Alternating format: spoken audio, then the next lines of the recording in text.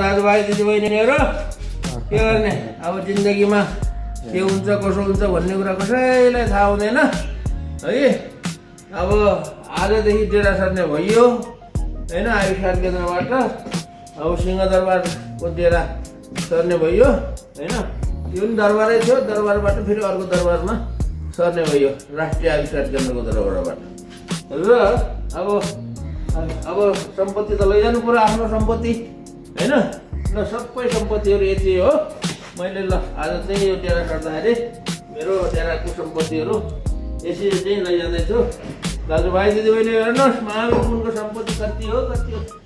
ए अब कतिवटा पोका भयो गुरु सम्पत्ति फेरि नसक्नुको सम्पत्ति छ।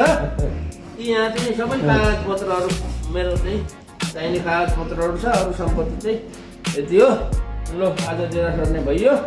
अब के गर्ने, भगवान्ले जता जता लैजान्छन् त्यति त्यति जानुपर्ने, भगवान्ले जे जे गर भन्छन् त्यही गर्नुपर्ने हो। ल है सबैलाई नमस्कार छ। अब के गर्ने है, भेट्दै गरौँला, भेट्दै गर्नु है, कुराकानी गरौँला। ल धन्यवाद छ।